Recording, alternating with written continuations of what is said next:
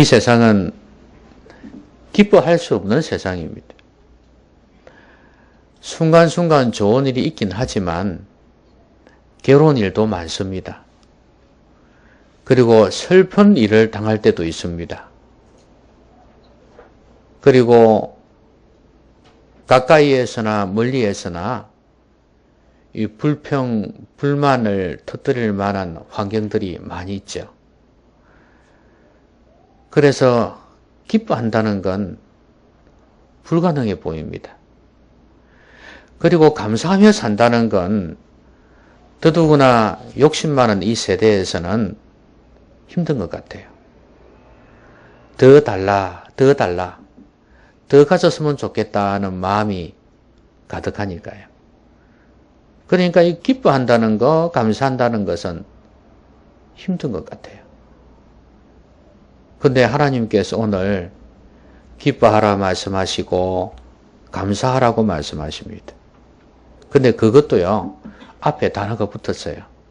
항상 기뻐하라는 거예요. 그리고 또 있습니다. 범사에 감사하라는 거예요. 모든 일에. 여러분, 우리가 흔히 하는 말 있지 않습니까? 절대라는 건 없다. 그래서 절대 하지 말아라. 절대란 말 절대 하지 말아라.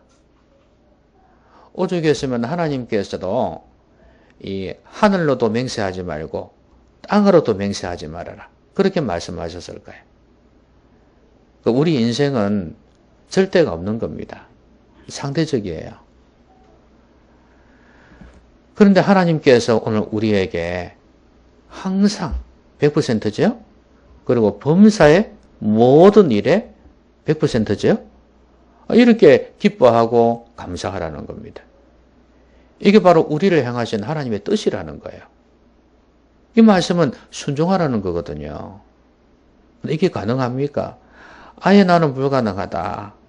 한 10% 정도면 모르겠다. 20%? 30% 정도 되면은 몰라도 100%는 아예 불가능해. 그런 생각을 할 수가 있단 말이죠. 근데 하나님께서는 내가 거룩하니 너희도 거룩하라 하신 것처럼 하나님의 말씀에 순종해서 100% 하라고 말씀합니다. 그러면 하나님이 거룩하신 분인데 우리가 거룩할 수 있나요? 사실 우리 인간으로 볼 때는 불가능해요. 하나님이 항상 기뻐하시겠죠. 근데 우리는 불가능해요. 하나님께서야, 예수님께서야 항상 감사하시겠죠. 근데 우리는 불가능해요. 그런데도 불구하고 이렇게 말씀하신 이유가 있을 거 아니에요. 그럼 가능하던 이야기예요. 어떻게 하면 항상 기뻐하고 범사에 감사할 수 있을까요?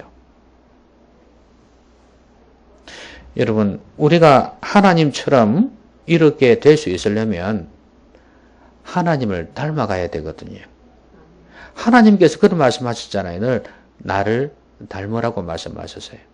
거룩도 그렇고 사랑도 그렇고 모든 면에서 그래요. 그런데 어떻게 하면 하나님을 닮아갈 수 있나요? 여러분, 그 아이들 보면요, 어떻게 그렇게 부모를 빼닮았는지 몰라요. 더더구나 심하게 닮은 사람들이 있어요. 그리고 동물은 더해요. 유전자를 타고 나가지고 어떻게 그렇게 애미애비를 성체라고 그러죠? 그걸 닮는지 몰라요. 조그만 새끼들인데도 어떻게 그 본성이 있는지 조금씩 자라면서 그 유전자가 그대로 드러나요. 닮아가더라고요. 우리가 하나님처럼 항상 기뻐할 수 있고 범사에 감사할 수 있으려면 우리 안에 하나님이 계시면 됩니다. 하나님의 성령이 우리 안에 있으면 우리도 가능해요. 불가능한 걸 하나님께서 요구하셨겠습니까? 가능하니까 말씀하신 거예요. 자, 그러면 우리 안에 하나님이 계시려면 우리가 예수님을 믿을 때 가능해요. 우리가 하나님의 자녀가 되면, 그렇죠? 자녀는 유전자가 같죠? 맞나요? 유전자가 같으니까 아버지를 닮아갈 수 있어요. 그러니까 우리 안에 하나님이 계시면 돼요. 하나님의 영이신 성령님이 우리 안에 계시면 우리는 하나님을 닮아갈 수 있습니다. 우리가 어떻게 하면 하나님의 자녀가 될 수 있는지 아십니까? 여러분, 아마 여러분들은 하나님의 자녀가 되는 것보다도 야, 이 세상에서 항상 기뻐할 수 있으면 좋겠다. 범사에 감사할 수 있으면 좋겠다는 그 생각이 아마 앞설 거예요. 세상에 그런 사람이 어디 있겠습니까? 얼마나 좋겠습니까? 그런데 그 비결은 하나님의 자녀가 되어야 된다는 거예요. 하나님의 자녀가 되려면 우리가 예수님을 믿어야 돼요. 왜냐하면 예수님께서 우리하고 하나님 사이에서 다리를 놓으셨기 때문입니다. 원래 우리는 하나님께 갈 수가 없는 존재예요. 그렇지 않습니까? 우리 인간이 어떻게 하나님, 영이신 하나님을 만날 수가 있겠습니까?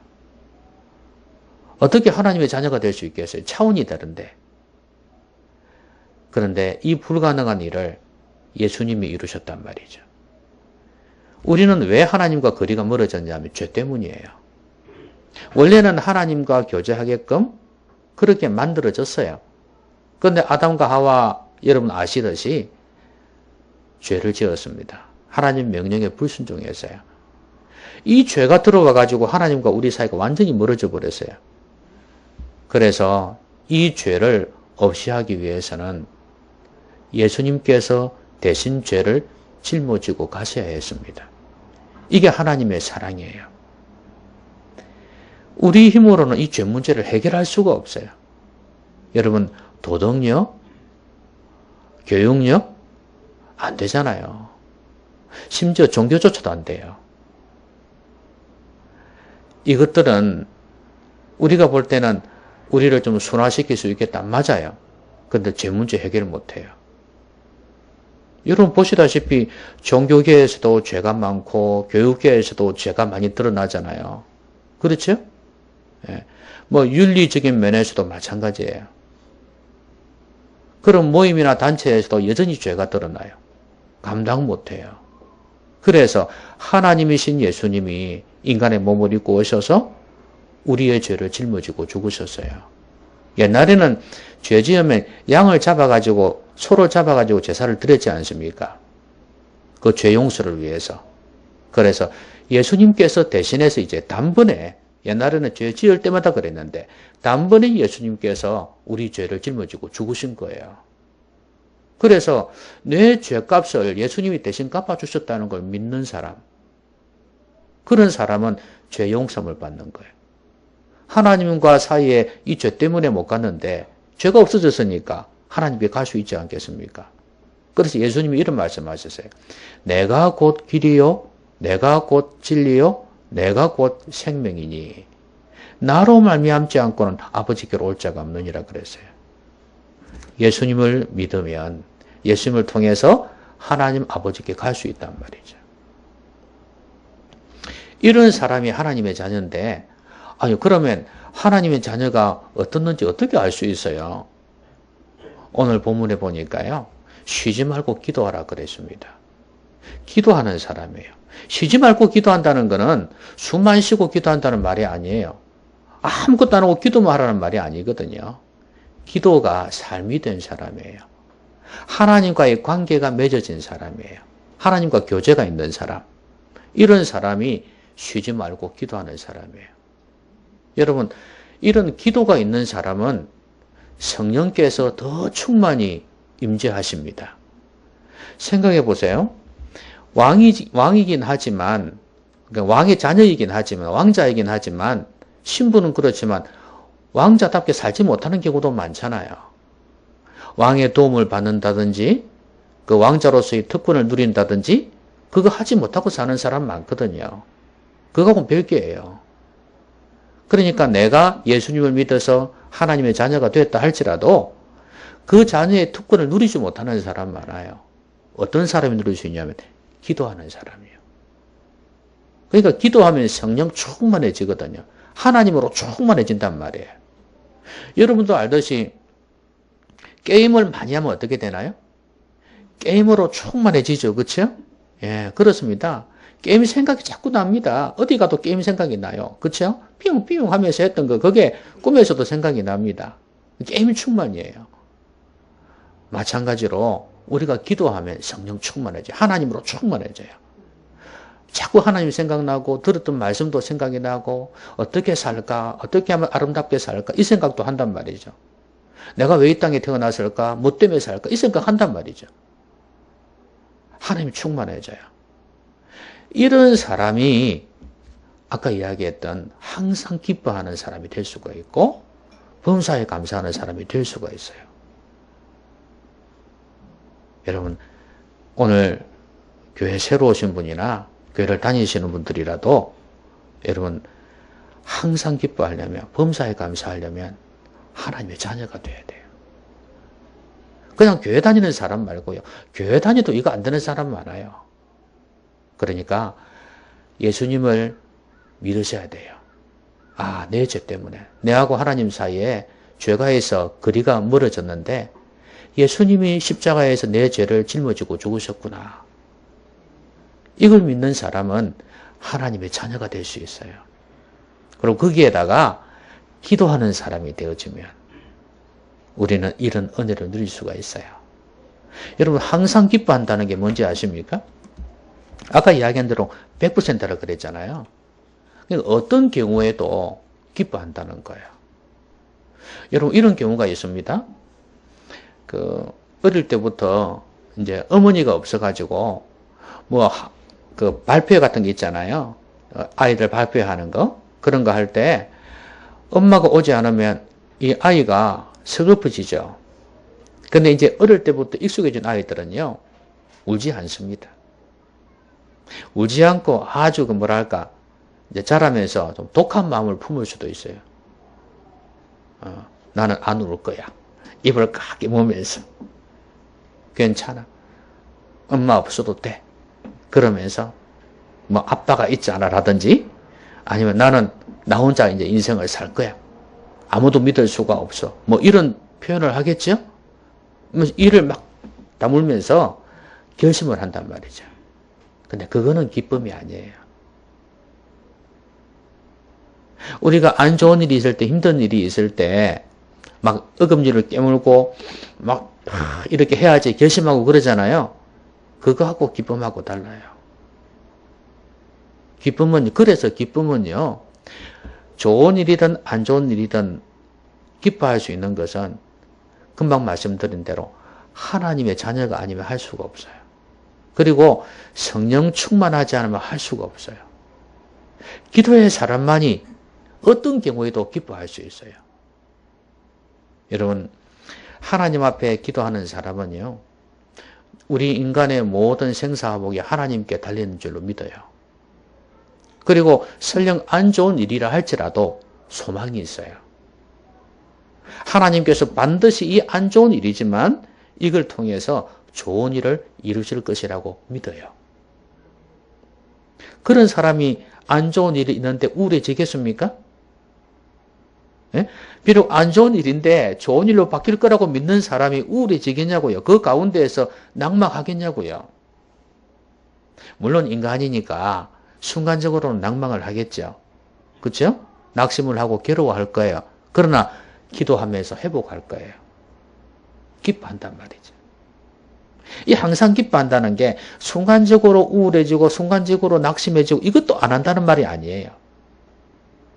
그걸 뛰어넘어서 이제 하나님 앞에서 기뻐하게 된다는 거예요. 이거는요, 감정의 문제가 아니에요.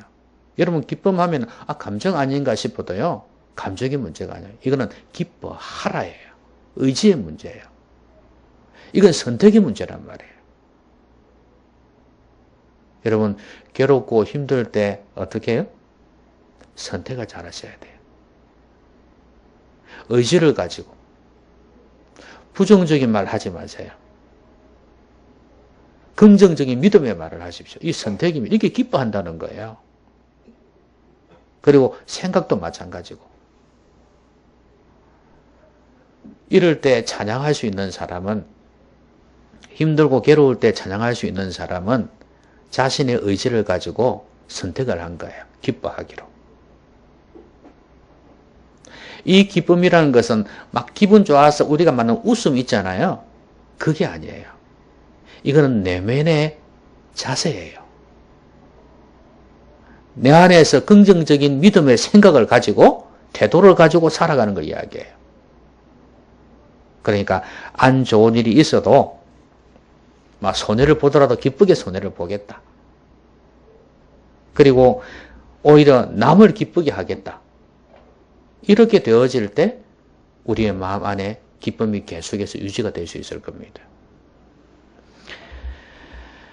일이 안 풀려도 또 상황이 안 좋고 심지어 갈등이 생길 때에도 기뻐할 수 있는 이유, 이거는 내가 내 안에 긍정적인 믿음을 가지고 있기 때문입니다.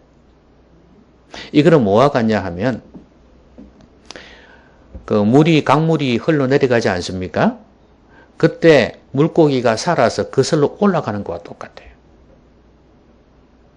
지금 이 패배한 환경, 이 낙담이 되는 이런 상황, 나를 우울하게 만들고 슬프게 만들고 나를 괴롭게 만드는 이 환경, 여기에 내가 당하지 않겠다는 겁니다. 나는 이걸 그슬로 올라가겠다는 거예요. 이게 항상 기뻐하는 자세예요. 여러분을 뭐가 힘들게 합니까? 여러분의 마음을 빼앗고, 여러분의 기분을 빼앗고, 여러분의 감정을 빼앗고, 여러분의 몸을 빼앗아서 끌고 가는 게 뭔가요? 그게 근심인가요? 걱정인가요? 여러분에게 어떤 안 좋은 일인가요? 여러분, 저항하십시오. 여러분, 개신교를 갖다가 영어로 뭐라 하는지 아세요? 프로테스탄트라고 그래요.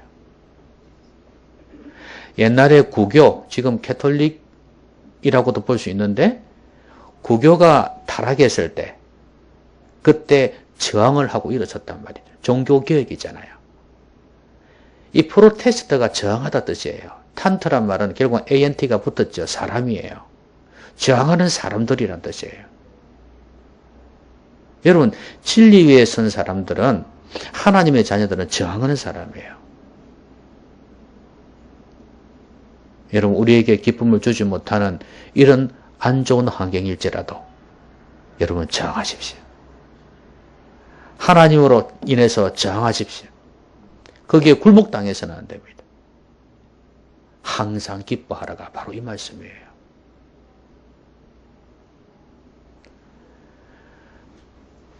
우리가 깨어 기도하면서 성령 충만해지면 가능해지겠죠? 가능합니다. 항상 기뻐하십시오. 부정적인 시각으로 모든 걸 바라보고 생각하는 사람은요, 생각하다가 뭘 선택하는 줄 아십니까? 절망을 선택해요. 다 고민을 해요. 그런데 긍정적인 믿음의 시각으로 바라보고 생각을 하는 사람은요, 생각하다가 결국 희망을 선택합니다. 선택입니다. 항상 기뻐하시기 바랍니다. 그 다음에 범사에 감사한다는 것도 쉬운 게 아니잖아요. 우리가 감사라는 말을 얼마나 많이 들어요. 부모님에게 감사하고 옆에 있는 사람에게 감사하고 감사 많이 하는데 그것도 좋은 일이죠. 우리를 윤택하게 하고 우리의 마음을 기쁘게 합니다. 그런데 오늘 우리가 추수감사주의를 지키면서 우리가 감사해야 될 대상은 바로 하나님이세요. 하나님께서 이 모든 과일을 주셨기 때문입니다. 지진 이번에 흔들려서 여러분 놀랬겠지만 한번 보세요. 하나님께서 이 자연 만물을 흔드시면 끝나는 거예요. 성경에는요, 하나님께서 지진을 통해서 심판하셨다는 그 말도 있고요. 그 다음에 여러 가지 재해 있지 않습니까? 여러 가지 질병들, 전염병 같은 거, 이런 걸 통해서 이 민족들이나 나라를 심판하신 경우가 많이 있었어요. 하나님이 주관하시는 분이에요. 그러니까 이 모든 걸 주시는 분이 바로 하나님이시거든요. 그래서 하나님 앞에 감사하는 거 아닙니까? 그런데 예수 믿는 사람들은 이런 생각을 해요. 또 안 믿는 사람들도 그래요. 하나님이 사랑의 하나님이라면, 왜 이런 나쁜 일들이 일어나냐? 하나님이 사랑의 하나님이면 저 나쁜 사람들은 왜 가만히 보고 계시냐? 이런 생각을 한단 말이죠. 그래서 특히 나에게 있어서 안 좋은 일이 있으면 감사를 접어놔요. 나중에 좋은 일이 생기면 감사할지 몰라도 지금은 아니다. 이런 생각할 때가 있단 말이죠. 우리의 삶은요, 아무리 믿음 좋은 사람이라도 안 좋은 일이 생깁니다. 여러분, 욥이라는 사람 알잖아요. 이건 안 믿는 사람들도 잘 알아요. 욥이라는 사람. 고난 많이 당한 사람. 한순간에 자식들 다 죽고, 10명이나 되는 자녀들이 다 죽고, 집이 엉망이 내려앉고, 가축들이 죽고, 훔쳐가고, 약탈당하고, 이렇게 되어져 버렸습니다. 거기에다 자기는 피부병까지 들었어요. 그냥 피부병이 아니에요. 나병 뺨치는 정도의 피부병입니다. 마누라까지 옆에서 하나님 욕하고 죽으라고 할 정도니 얼마나 큰 고난을 당했는지 아시겠죠? 그런데도 이 사람은요, 하나님을 찬송하올지라. 주신 자도 하나님이시고 가져가신 분도 하나님이시다. 여러분, 이렇게 믿음 좋은 사람, 하나님이 인정한 사람이 이 사람은. 마귀 앞에서 하나님께서 하시는 말씀이 내 종 욥을 유의하여 보았느냐 이렇게 할 정도의 믿음의 사람이었어요. 그런데도 이 사람이 이런 어려움을 당하잖아요. 여러분, 이 사람뿐이겠습니까? 많이 있어요. 다윗도 그랬고 아브라함도 그랬고 심지어 예수님도 그랬지 않습니까? 여러분, 우리가 아무리 믿음이 좋아도 그런데 그렇지 않은 우리 서민들이야 더 말할 것도 없잖아요. 어려움이 있습니다. 그런 상황 속에서 어떻게 감사할까? 근데 하나님께서는 분명히 범사에 감사하라 그랬거든요. 그 말은 다른 말로 하면 불평과 원망하지 말라는 거예요.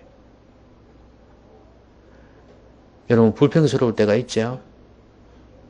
근데 아까도 말씀드렸듯이 안 좋은 일이 있을 때, 불평할 만한 그런 상황일 때 하나님을 의지하라는 거예요. 오히려 그런 상황 속에서 내 잘못이 무언가를 생각해보고 또 하나님을 의지하면서 하나님 앞에서 불평을 내려놓고 오히려 다시 하나님을 가까이 하는 그런 계기가 되어져야 된단 말이죠. 이스라엘 백성들 여러분 다 아시듯이 얼마나 불평하고 원망했습니까? 그것도 광야에서 다 죽었잖아요. 그렇죠? 하나님은 불평, 원망을 이렇게 싫어하세요. 그럼 대신에 감사하는 걸 너무 기뻐하시겠죠?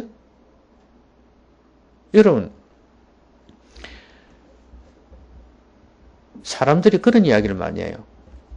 부모님이 지금까지 나를 키워주신 것에 대해서 감사한다. 요즘처럼 아이들 한두 명밖에 안 되는 이 시기에는 더더욱 그렇겠죠. 그런데 오히려 옛날에 아이들 5명, 6명 있을 때가 오히려 더, 그때는 방목입니다, 방목. 엄마, 아빠가 제대로 키운 적이 없어요. 큰 놈 한두 놈 키워놓으면 그냥 알아서 다 크게 되어 있습니다, 그냥. 그래서 애틋한 부모의 사랑을 못 느껴요. 지금 한두 명하고는 달라요. 워낙 많으니까. 부모의 관심도 분산되잖아요. 이런 상황 속에서 하나님 앞에서 부모가 나를 낳아주고 키워준 것에 대해서 감사하는 그런 경우가 있는데, 하나님께서 우리를 부모님을 통해서 이 땅에 태어나게 하셨다는 것에 대한 감사를 하지 못하는 경우가 많아요. 부모가 그렇게 나를 키워주고 낳게 하시고 낳아주고 키워준 그 은혜에 감사하는데 사실 그것은 하나님께서 하신 거거든요. 이 땅에 나를 태어나게 하신 분이 하나님이시란 말이에요. 근데 그런 것에 대해서 하나님 앞에 감사하지 못하는 경우가 참 많이 있어요. 오히려 안 좋은 일만 생각하고 원망하고 불평하는 경우가 많죠. 이혜인 수녀가 쓴 제가 시를 한번 봤는데요. 감사의 행복이라는 시예요. 근데 이 사람은 어떤 면에서 감사를 하냐 하면 오늘 하루도 이렇게 살아서 하늘과 바다와 산을 바라볼 수 있음을 감사합니다. 여러분들 알듯이 이 사람은 중병에 걸렸어요. 아마 암이지 싶은데 중병에 걸려서 많이 힘들었던 사람이에요. 병석에 있으면서 이런 주옥 같은 시들을 많이 썼죠. 뭐 그전에는 또 젊었을 때 많이 예쁜 시를 또 있지만 민들레 영토 두레박 이런 시 있잖아요. 그런 것도 있지만 말년에는 오히려 상당히 깊이가 있는 그런 내용들이 많아요. 이 고난을 통해서 자기가 아픈데도 불구하고 하나님 앞에 지금 감사하고 있잖아요. 내가 오늘 이렇게 하루도 살아서 하늘과 바다와 산을 바라볼 수 있음을 감사합니다. 여러분 지금도 밖에 못 나오는 사람 많습니다. 병원에서. 여러분이 정관을 걸으면서 저렇게 단풍을 볼 수 있다는 거, 산을 볼 수 있다는 거 감사하셔야 됩니다. 그리고 마음만 먹으면 언제나 사계절이 아름다운 정원으로 산책을 나갈 수 있고 새들이 지저귀는 숲길에서 고요히 기도할 수 있어 행복합니다. 근데 이런 것도 못 누리는 사람은 감사 못해요. 하나님의 자녀니까 이게 가능해. 하나님의 자녀가 숲길을 걸으면서 지저귀는 새소리를 들으면서 감사할 수 있는 거 아니겠어요? 외국 여행 많이 가지만 그 좋은 경치를 보면서도 감사 없는 사람 많아요. 교회를 다니는 사람들도 그래요. 아이고 좋다 하고 지나갈 때가 많아요. 여기는 뭐 파는 거? 아유 집에 가면 선물 사가야 되는데 이렇게 하고 돌아다니다 오는 사람 많아요. 하나님의 자녀만이 기도하는 사람만이 누릴 수 있는 특권이에요. 그래서 성도는요. 외국 여행을 가든 국내 여행을 가든 거기서도 영성을 잃으면 안 돼요. 깨어 있어야 돼요. 기도의 사람이 돼야 돼요. 그래야 그곳에서 보는 모든 것들이 감동으로 다가오고 감사가 넘쳐요. 참된 여행의 맛을 누릴 수가 있어요. 제보고 책을 한 개 쓰라 하면 그리스도인의 여행 이걸 쓰고 싶어요. 제대로 여행하는 법. 지금 자료들이고 생각이고 너무 많습니다. 제가 게을러서 쓰지를 못하고 있습니다.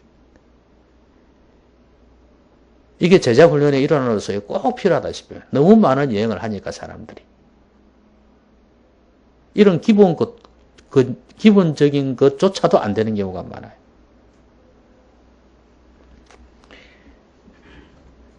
그리고 이런 내용도 있습니다.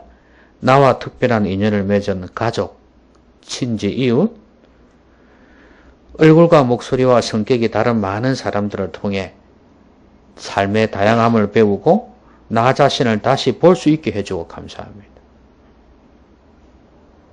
나하고 다른 사람들이 많이 있지만 거기서도 배울 게 많이 있더라 이거죠. 그것도 고맙다 이거예요. 결국은 나에게 준 웃음, 칭찬, 격려뿐만 아니라 눈물, 비난, 충고 모두가 나의 삶의 양식이 되고 나의 성숙의 보탬이 되었음을 새롭게 깨달아서 행복합니다.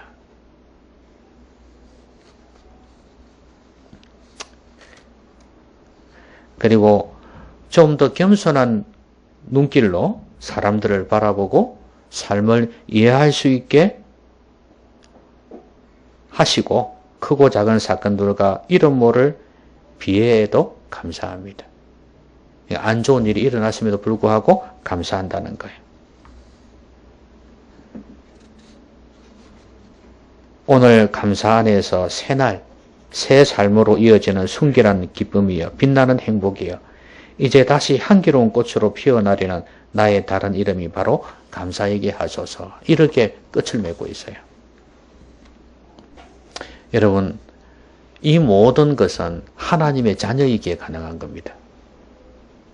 우리가 감사해야 될 제일 첫 번째 제목이 뭐냐? 날 구원하신 주 감사.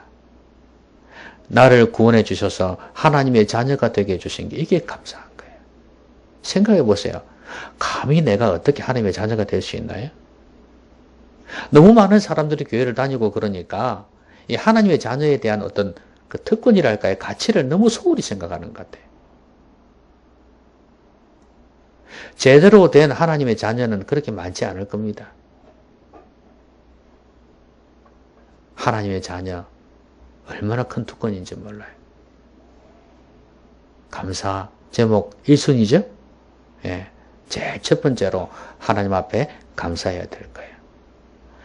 그리고 안 좋은 일이 생길 때도 하나님 앞에 감사할 수 있는 그런 사람이 될 수 있어야 합니다.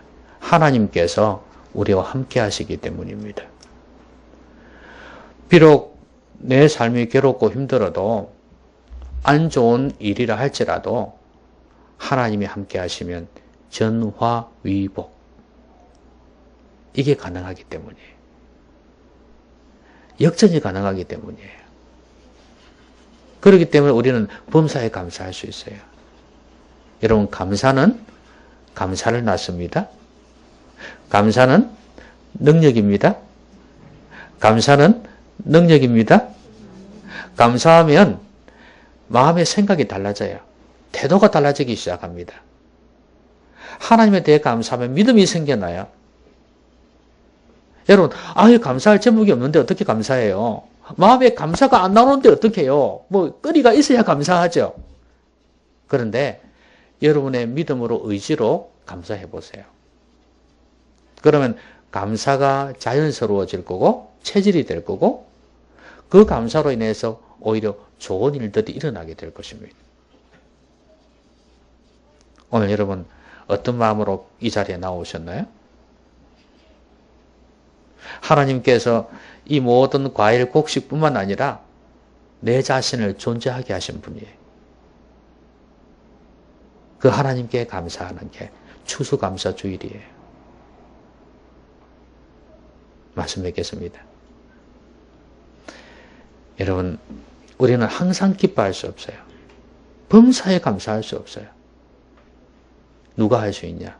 하나님의 자녀만이 할 수 있어요. 왜냐하면 하나님의 유전자를 우리 안에 가지고 있거든요. 하나님의 성령이 바로 하나님의 유전자예요. 유전자를 가지고 있는 분이 성령님이에요. 성령님이 우리 안에 계시면 우리는 하나님을 닮아갈 수 있습니다. 분명하죠?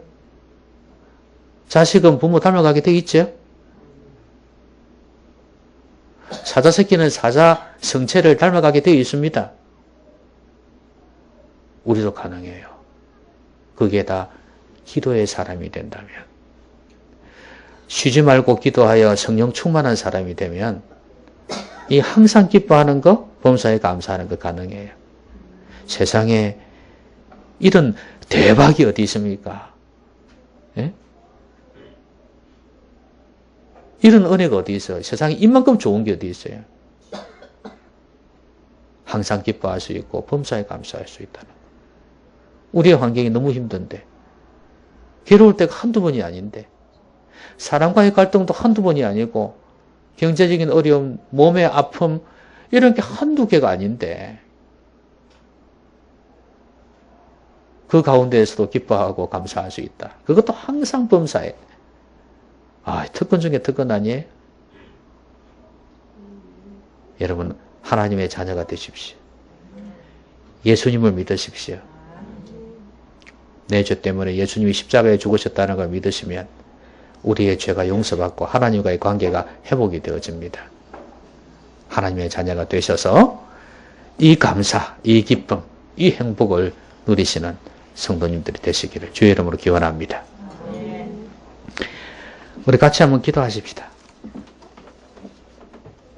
제가 기도하겠습니다. 아버지 하나님, 오늘 저희들이 하나님 앞에서 어떻게 하면 항상 기뻐할 수 있고 범사에 감사할 수 있는지 배웠습니다. 우리의 삶이 힘들고 어려운데 하나님 도우셔서 저희들이 하나님의 진정한 자녀로서 기도의 사람이 되어 성령 충만한 가운데에서 어떤 경우에도 기뻐할 수 있고 어떤 경우에도 감사할 수 있는 저희들 되게 해 주시옵소서. 이 험한 세상, 불평 많고 우울하고 슬픔이 많은 이 세상에서, 이 괴로운 세상에서 하나님의 자녀로서 당당히 승리하며 살아갈 수 있는 저희들 되게 해 주시옵소서. 예수님 이름으로 기도하옵나이다. 아멘. 찬송가 591장입니다.